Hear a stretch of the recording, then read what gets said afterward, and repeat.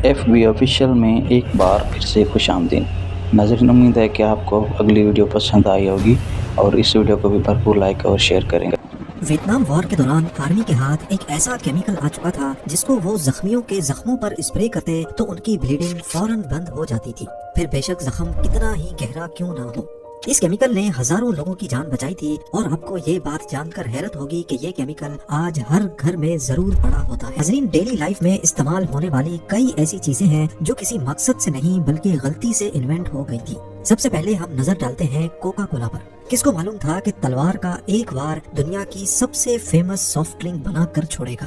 जी हाँ, ये बात है ईयर 1865 की, जब डॉक्टर पेम्बरटन, जिनको अमेरिकन आर्मी ने लेफ्टिनेंट कर्नल का रैंक भी दे रखा था, बैटल ऑफ कोलंबस के दौरान उनके सीने पर तलवार का एक वार लगा था। ये जख्म इतना दर्दनाक था कि डॉक्टर पेम्बरटन ने मॉर्फिन का इस्तेमाल शुरू कर दिया। ये एक एडिक्टिव ड्रग है जो उस वक्त सिर्फ तब इस्तेमाल की जाती थी जब कोई भी मेडिसिन काम ना कर रही हो। वो जख्म तो उनका ठीक हो गया, लेकिन एक और मुसीबत गले पड़ गई। उनको अब मॉर्फिन की लत लग चुकी थी और वो इससे जान छुड़ाना चाहते थे। उस वक्त अल्कोहल और कोकेन को खराब नहीं समझा जाता था और उसको कोई भी खरीद कर इस्तेमाल कर सकता था। उन्होंने अपने लिए एक ऐसी दवाई बनाई जिसमें कोला नट्स और डमियाना नामी प्लांट्स का रस डाला और उसके ऊपर कोकेन और अल्कोहल का मिक्सचर भी। ये एक अल्कोहलिक ड्रिंक के साथ साथ पेन किलर के तौर पे भी काम करती थी, जिसको पेम्बरटन्स फ्रेंच वाइन कोका का नाम दिया गया। यानी उन्होंने एक आदत को छोड़ने के लिए दूसरी आदत को अपना लिया था। करीब 20 सालों के बाद 1886 में एंटी अल्कोहलिज्म कैंपेन चली, जिसमें अल्कोहल और कोकेन के खिलाफ एक कानून पास हुआ। लोकल फार्मेसी स्टोर के मालिक ने पेम्बरटन को बोला कि उनको अब अपनी फ्रेंच वाइन कोका में से अल्कोहल और कोकेन को निकालना होगा। इसी मकसद से डॉक्टर पेम्बरटन ने कुछ एक्सपेरिमेंट्स किए, जिसमें सिर्फ कोला नट्स और कोका के पत्तों के मिक्सचर से एक सिरप बनाया। वो मुख्तलिफ एक्सपेरिमेंट्स करके फार्मेसी स्टोर के मालिक को टेस्ट करवाते, लेकिन गलती से उन्होंने एक एक्सपेरिमेंट में सिरप के साथ कार्बोनेटेड वाटर भी डाल दिया। फार्मेसी के मालिक को ये इतना अच्छा लगा कि उन्होंने इसको सर दर्द नहीं बल्कि रिफ्रेशिंग ड्रिंक के तौर पे बेचने का मशवरा दिया। अब क्योंकि ये ड्रिंक कोला और कोका लीव्स को मिलाकर बनाई गई थी, इसी वजह से इसको कोका कोला का नाम देकर रिफ्रेशिंग ड्रिंक के तौर पे बेचा जाने लगा। दुनिया की पहली कोका कोला सिर्फ 5 सेंट्स में बिकी थी और पेम्बरटन जानते थे कि एक दिन ये नेशनल ड्रिंक जरूर बनेगी। अपनी बीमारी और बैंकरप्सी की वजह से उन्होंने अपनी इस ड्रिंक का फार्मूला फेमस बिजनेस टाइकून एसा ग्रिग स्केंडर को सिर्फ $238 में बेच दिया। आज कोका कोला की मार्केट वैल्यू 260 अरब US डॉलर्स है, जो करीब 22,100 अरब रुपए बनती है। नंबर 5, क्या आपको मालूम है कि वियतनाम वॉर के दौरान एक ऐसा केमिकल था जिसने हजारों जख्मी सिपाहियों की जान बचाई थी। डॉक्टर्स फर्स्ट एड के तौर पे इस केमिकल को सिपाहियों के जख्मों पर स्प्रे करते थे, जिससे जख्म फौरन सूख जाता था और ब्लीडिंग बंद हो जाती थी। ये केमिकल कोई और नहीं बल्कि सुपर ग्लू थी, जो आज हर घर में मौजूद है। और सबसे इंटरेस्टिंग ये कि सुपर ग्लू भी गलती से इजाद हुई थी। वर्ल्ड वॉर 2 के दौरान सोल्जर्स को सबसे बड़ा मसला था कि जब वो अपनी गन से फायर करते थे तो निशाना ठीक जगह पर नहीं लगता था। इस मसले को हल करने के लिए यूएस आर्मी को एक ऐसे निशाने की जरूरत थी जो बिल्कुल साफ प्लास्टिक का बना हो, ताकि उसके बीच से सब कुछ आसानी से नजर आ सके। इसके लिए प्लास्टिक को बनाने के लिए केमिकल इंजीनियर्स की एक टीम हायर की गई, जिसमें डॉक्टर हैरी कूवर भी थे। ये लोग क्लियर प्लास्टिक बनाने के चक्कर में एक ऐसा केमिकल बना बैठे जो जरूरत से ज्यादा एडेसिव यानी चिपकने वाला था।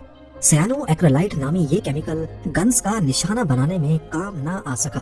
9 सालों के बाद 1951 में डॉक्टर हैरी कूवर कोडेक कंपनी में जॉब कर रहे थे, जब यहाँ जेट इंजन की कैनोपी यानी उसके कवर बनाने के लिए कुछ एक्सपेरिमेंट्स किए जा रहे थे। इस मौके पर डॉक्टर हैरी कूवर ने एक बार फिर से सयानो एक्रेलाइट को उनके सामने इंट्रोड्यूस करवाया, लेकिन इस बार भी इस केमिकल को हद से ज्यादा एडेसिव होने की वजह से रिजेक्ट कर दिया गया। इत्तेफाक से उस वक्त कोडेक के किसी दूसरे केमिस्ट का रिफ्रैक्ट्रोमीटर टूट गया था। तब डॉक्टर हैरी कूवर को आइडिया आया कि उनके पास ऑलरेडी इसका सॉल्यूशन है, और वो कोई और नहीं बल्कि सयानो एक्रेलाइट ही था। उन्होंने इस केमिकल की मदद से उनका महंगा रिफ्रैक्ट्रोमीटर सेकंडों में जोड़ दिया। ये वो वक्त था जब डॉक्टर हैरी कूवर को अंदाजा हुआ कि उनका बनाया हुआ केमिकल थोड़े ही टाइम में चीजों को हमेशा हमेशा के लिए जोड़ देता है, और इसमें ना किसी हीट की जरूरत है और ना ही जोर लगाने की। 1958 में ये केमिकल कोडेक ने ईस्टमैन 910 के नाम से बेचना शुरू कर दिया, जिसको बाद में सुपर ग्लू का नाम दे दिया गया। चीजों को जोड़ने के साथ साथ सुपर ग्लू को फॉरेंसिक इन्वेस्टिगेशन में फिंगरप्रिंट रिकॉर्ड करने के लिए भी इस्तेमाल किया जाने लगा। सुपर ग्लू को गर्म करने पर इसके जो फ्यूम्स बनते हैं वो ना दिखने वाले फिंगरप्रिंट से रिएक्ट कर जाते हैं और मिनटों में जब सुपर ग्लू सूख कर सख्त हो जाती है तो उसमें फिंगरप्रिंट के निशान छपे होते थे। इन सभी इस्तेमाल के साथ साथ पहले सुपर ग्लू कट्स में ब्लीडिंग बंद करने के लिए फर्स्ट एड के तौर पे भी इस्तेमाल होती रही है, लेकिन इस मेथड को घर पर कभी ट्राई ना करना। नंबर 4, ब्लड प्रेशर चेक करना हो, बच्चों के शूज को टाइट करना हो या फिर मोबाइल लैपटॉप के चार्जर की वायर को लपेट कर बंद रखना हो, हर घर में हुक एंड लूप टेप का इस्तेमाल जरूर होता है, जिसे अक्सर वेलक्रो भी कहा जाता है। लेकिन क्या आपको मालूम है कि इसकी इन्वेंशन का आइडिया एक ऐसे मौके पर हुआ था जब 1941 में जॉर्ज डी मेस्ट्रल नामी इलेक्ट्रिकल इंजीनियर एल्प्स के पहाड़ों पर अपने कुत्ते के साथ हाइकिंग पे निकले थे। वॉक के दौरान बर्डॉक प्लांट के सीड्स उनके सॉक्स, कपड़ों और उनके कुत्ते से बार बार चिपक रहे थे। उन्होंने नोटिस किया कि सिर्फ हल्का सा टच होने पर ही बर्डॉक इनके कपड़ों से चिपक जाता है। वो कुछ बीज अपने साथ घर ले गए जहाँ उनको माइक्रोस्कोप से देखा। मालूम पड़ा कि इस सीड के कांटों की टिप एक हुक की तरह बनी हुई है जो कपड़ों पर मौजूद छोटे छोटे लूप्स में आसानी से फंस जाती है। ये प्लांट कुदरती तौर पे ही ऐसे बना है कि ये अपने सीड्स को पास से गुजरने वाले जानवरों के जरिए फैलाता है। जॉर्ज डी मेस्ट्रल को ये तरीका काफी हैरानकुन लगा। वो इस तरीके को इस्तेमाल करके कुछ यूजफुल बनाना चाहते थे, लिहाजा उन्होंने अपनी इस इन्वेंशन को 1955 में पब्लिक किया और अपने नाम से रजिस्टर भी करवा दिया। हुक एंड लूप टेप 2 हिस्सों में आती है, एक में सिर्फ हुक्स होते हैं और दूसरी टेप में नायलॉन के लूप्स बने होते हैं। ये दोनों आपस में टच करते ही वैसे ही चिपक जाते हैं जैसे बर्डॉक सीड्स कपड़े पर चिपकते हैं। आज वेलक्रो 7 कंट्रीज में बनाया जाता है और इस कंपनी में करीब 2500 एम्प्लॉइज काम करते हैं। नंबर 3, वर्ल्ड वॉर 2 से पहले घरों में हीटर की जगह कोयले को इस्तेमाल किया जाता था, लेकिन इसकी वजह से पूरे घर में काले धुएं की लेयर चिपक जाती थी।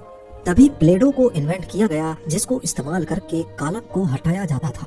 लेकिन वर्ल्ड वॉर 2 के बाद नेचुरल गैस को हीटर के तौर पे इस्तेमाल किया जाने लगा। नोआ और जोसेफ की प्लेडो की इन्वेंशन अब किसी काम नहीं आ रही थी, लेकिन कुछ सालों के बाद 1950s में जोसेफ ने देखा कि उसकी बहन जो कि एक स्कूल टीचर थी, वो ये प्लेडो अपने स्टूडेंट्स को मुख्तलिफ चीजों के मॉडल्स बनाने के लिए दे रही थी। वहीं से उनको आइडिया आया और उन्होंने रेनबो क्राफ्ट्स कंपनी रजिस्टर करवाकर उसको बच्चों के खेलने के लिए बेचना शुरू कर दिया। नंबर 2, पेस मेकर और पेनिसिलिन के अलावा मेडिकल इंडस्ट्री में ब्लड थिनर्स की इन्वेंशन भी असल में इत्तेफाक से हो गई थी। ये बात है 1920s की, जब जानवरों में एक अजीब बीमारी नोटिस की गई। इस बीमारी में उनको इंटरनल ब्लीडिंग होने लगती जिससे हट्टे कट्टे जानवर भी मर जाते थे। तहकीक से मालूम पड़ा कि घास के ऊपर जम जाने वाले एक खास फंगस खाने की वजह से उनका ब्लड काफी पतला हो गया है। जब उस फंगस को डिटेल में समझा गया तो उसके अंदर एक खास केमिकल पाया गया जो असल में उनके खून को काफी पतला कर देता था। इस केमिकल को बाद में वाफरीन का नाम दिया गया, लेकिन इससे पहले कि ये हार्ट अटैक और स्ट्रोक के पेशेंट्स को दिया जाता, अगले 30 सालों तक ये चूहे मारने की दवा के तौर पे इस्तेमाल किया जाने लगा। 1950s के बाद वाफरीन को इंसानों पर भी इस्तेमाल करने का फैसला किया गया। इस जान बचाने वाली मेडिसिन को जिन पहले पेशेंट्स पर इस्तेमाल किया गया उनमें US president Dwight D Eisenhower भी थे, जिनको 1955 में हार्ट अटैक हुआ था और वाफरीन के इस्तेमाल से उनकी जान बचाई गई। और अब नंबर 1, इंसानों की सबसे बड़ी कामयाबी आग को जलाना थी। जब से इंसान आग को जलाना सीखा है, ये हमेशा इस प्रोसेस को आसान करने की कोशिश करता रहा है। माचिस से पहले आग जलाना एक बहुत ही मुशक्कत वाला काम हुआ करता था। कोई पत्थर रगड़कर आग लगाता तो कोई लकड़ी की स्टिक को दूसरी लकड़ी पर रखकर उसको ड्रिल की तरह चलाता था। ईयर 1827 में एक ब्रिटिश फार्मासिस्ट जॉन वॉकर कुछ केमिकल्स के साथ एक्सपेरिमेंट कर रहे थे। वो जिस स्टिक से केमिकल्स मिक्स कर रहे थे, उन्होंने वो गलती से अपने रूम में बॉन फायर के बराबर रख दी। अचानक लकड़ी पे लगे केमिकल में फौरन आग लग गई। इसी के बाद उनको मैच स्टिक्स बनाने का आइडिया आया था। ये केमिकल पोटेशियम क्लोरेट और एंटीमनी सल्फाइड का मिक्सचर था। जॉन वॉकर की ये इन्वेंशन इतनी ज्यादा कामयाब हुई कि तब से लेकर आज तक हर घर में माचिस जरूर होता है। लेकिन जॉन वॉकर ने अपनी ये इन्वेंशन पेटेंट नहीं करवाई थी। लोगों ने उनके फॉर्मूले को कॉपी करके माचिस के नए नए वर्जन्स बनाना शुरू कर दिए।